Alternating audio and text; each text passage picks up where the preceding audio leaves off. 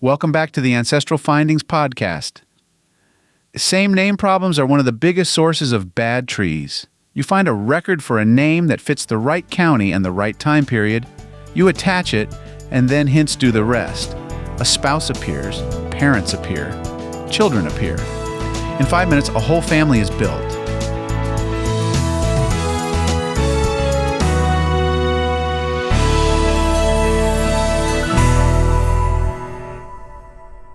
Then a year later, you notice something that doesn't fit.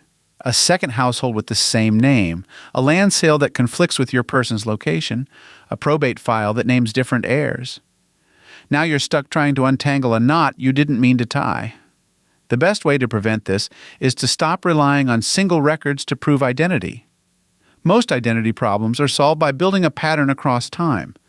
The tool that forces that pattern to show itself is a full timeline that includes every candidate and every record, even the ones you wish did not exist. This method is not complicated, but it does require discipline. It also works in almost every place and time, even when the surviving record set is thin. The goal is simple.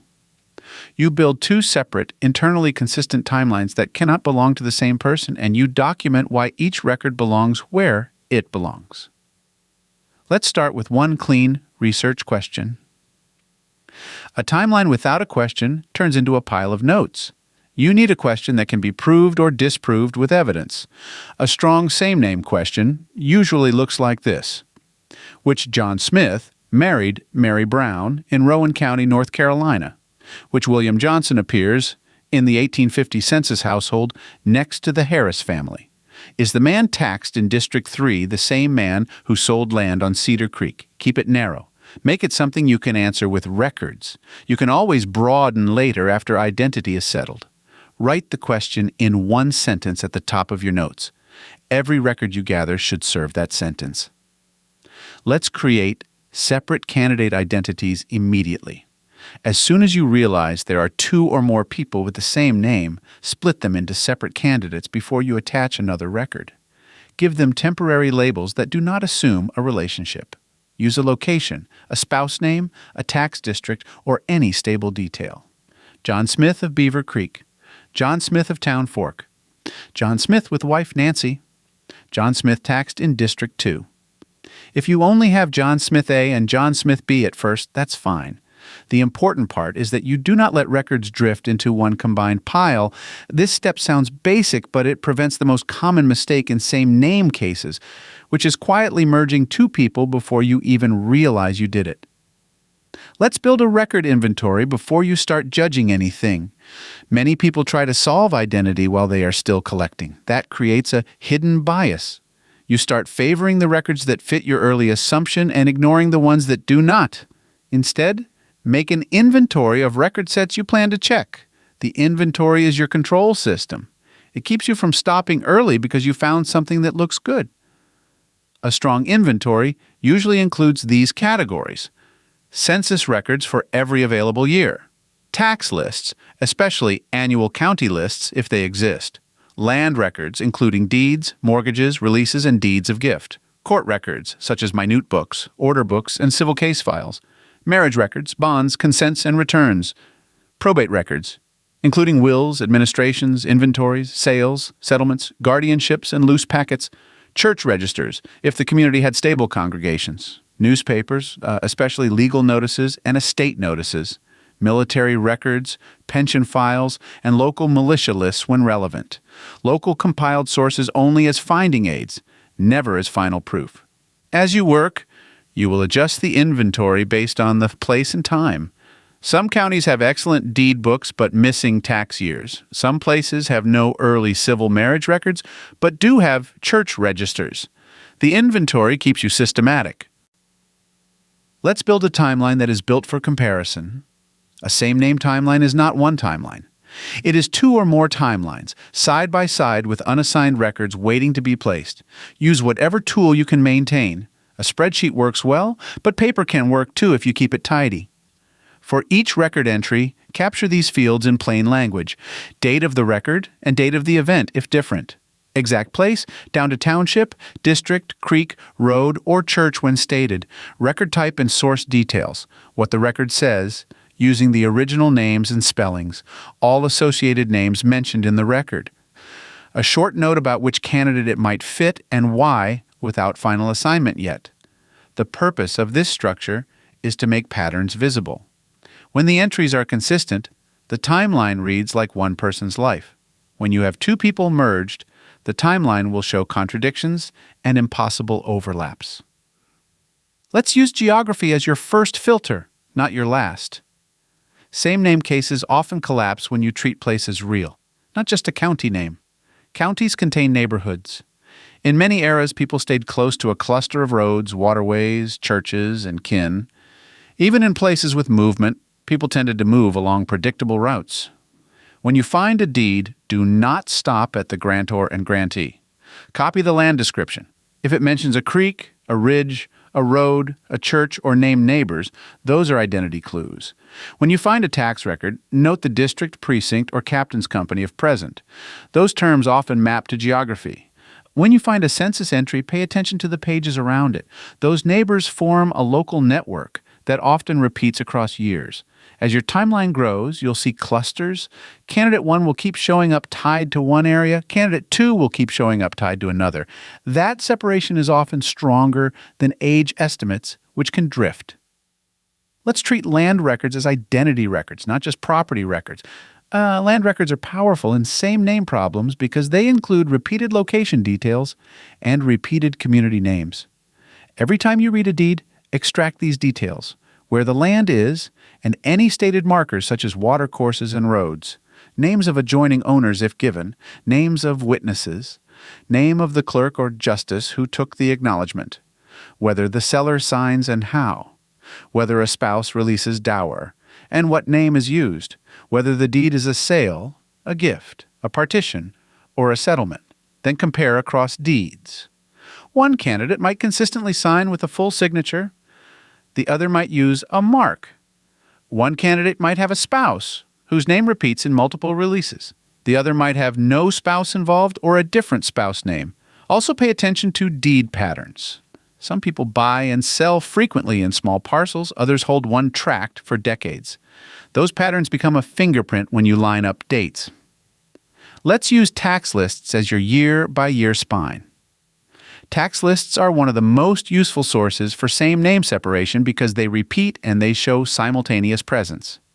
If you can find annual tax lists, build a second, smaller timeline just from those lists.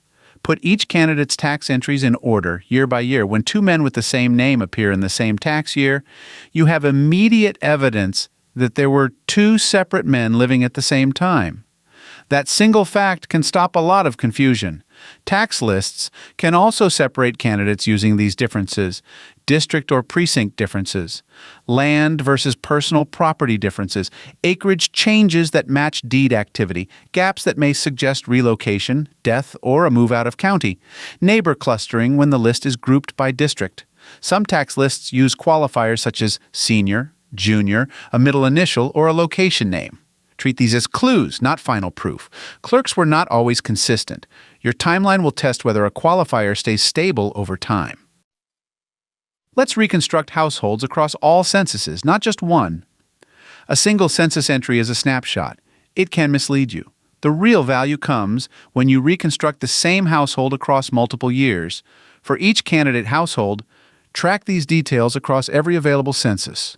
Estimated birth years based on age ranges, birthplaces if recorded, occupations, and property value when available. Household members and their estimated relationships. Neighbor households, especially those that repeat. When you do this for both candidates, you will often see two stable household patterns. One man's household will have a consistent spouse name and a consistent set of children aging over time. The other man's household will show a different spouse and different children. This becomes decisive when both households appear in the same census year. Two households in the same year means two people, even if someone later tried to merge them into one. Also pay attention to the census location structure. Enumerators often moved through neighborhoods. When the same neighbor names repeat around a candidate across multiple censuses, that supports continuity. Let's look for collisions that cannot belong to one life. The strongest separation evidence often comes from collisions. These are events that cannot belong to one person because they happen at the same time in different contexts. Examples of collisions include these: two deeds signed by John Smith in the same month in different townships with different spouses releasing dower, a court entry in one district and a tax entry in another district in the same year, with evidence that both men were present. Two separate probate rolls held at the same time, such as being executor for one estate while also being a minor's guardian in a different neighborhood, especially when the associate names differ. You do not need to prove that travel was impossible. You need to show that the combined timeline would require one person to maintain two distinct lives at once, in ways that do not overlap naturally. The timeline makes these collisions obvious because the dates sit next to each other. Let's use probate, guardianship, and estate sales, often to anchor identity. Probate files can name relationships directly. They also contain community networks that can separate two same-name men.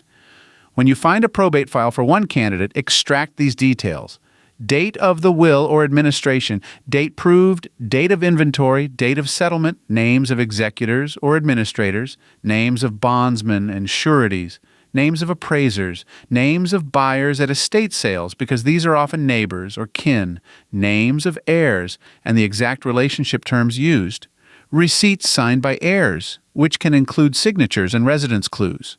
Guardianship records are especially useful when there are minor children. If a court appoints a guardian for named children, you now have a household anchor that you can match back to a census household. That can separate two candidates quickly. Estate divisions of land are also strong. If a partition names multiple heirs and describes the land, it ties together family and geography in one record set. Using signatures and marks can separate two men, if you use them correctly. When original documents survive, pay attention to how a person signed.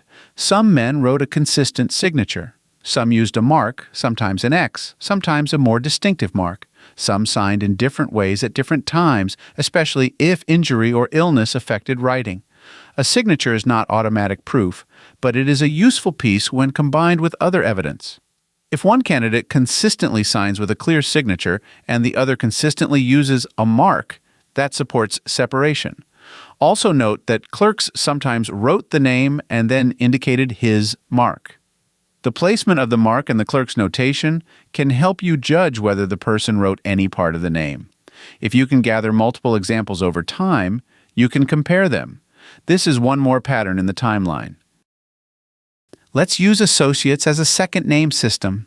When names collide, the surrounding names become your alternative identity system.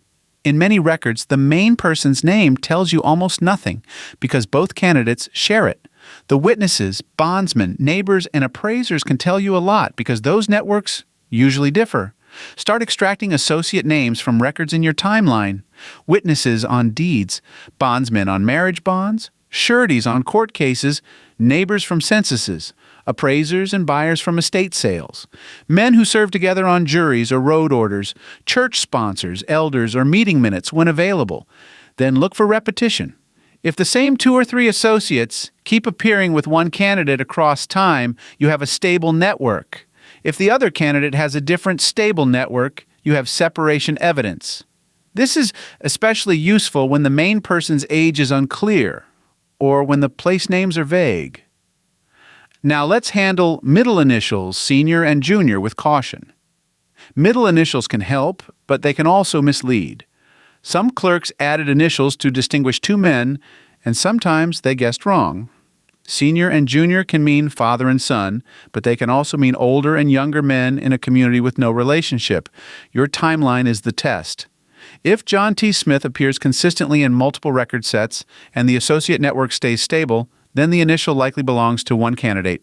If the initial appears once and never again, treat it as a weak clue. The same is true for senior and junior. If two households exist at the same time, and one consistently carries the qualifier across years, then it becomes meaningful. If it flips, it is not stable enough to carry the proof. Document negative searches because they shape the proof. In identity work, what you did not find can support a conclusion, but only when it is recorded with precision. If you search deed index books for a county from 1810 through 1840 and found deeds only for one candidate in one township, that can suggest the other candidate did not own land in that county. That does not prove it by itself, but it shapes how you interpret the tax lists and census property data. If you searched marriage records for a full span and did not find a second marriage for one candidate, that can support a working view when combined with other evidence. It does not prove a marriage did not happen elsewhere, but it is still relevant. When you record negative work, include these details: what source you searched, what years or volumes you covered, how you searched index page by page, database search terms, what you found even if it was no entries for this name. This turns vague absence into documented research. Let's turn your finished separation into a short proof argument. Once the timelines separate, finish by writing a proof summary that states your conclusion clearly and points to the strongest evidence. A good proof summary includes these elements in plain language: the claim you are proving, stated clearly; the core separation facts, such as 2 tax entries in the same year, 2 households in the same census year, or distinct land neighborhoods; the strongest anchors, such as spouse name and dower releases, probate heirs, guardianship appointments; the associate networks that repeat for each candidate; the key collisions that show the records cannot belong to one person.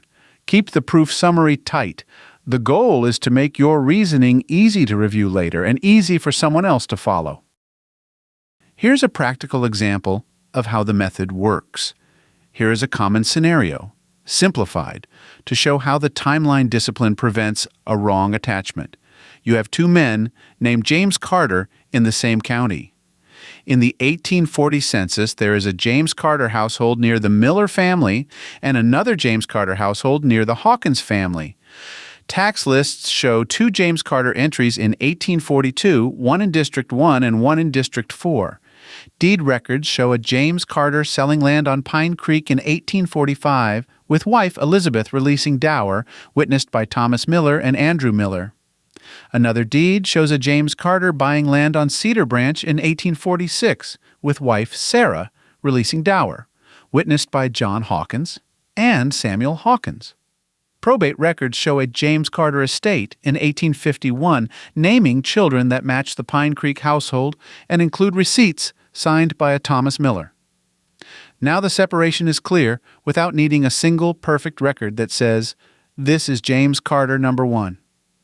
The proof comes from repeated patterns: District 1 versus District 4, Pine Creek versus Cedar Branch, Elizabeth versus Sarah, Miller Network versus Hawkins Network, and probate anchoring one family group. The timeline method did not guess. It forced the evidence into 2 consistent life patterns. Now here's the key habit that keeps your tree clean. The habit is simple. When you detect a same-name conflict, you pause attachments and you build the timeline before you decide. If you do that, you will prevent many of the most damaging errors. You will also develop stronger confidence in your conclusions because you can explain them without relying on a single fragile record. Same-name identity work rewards patience and structure. The timeline gives you that structure, and it turns confusion into a solvable, step-by-step problem.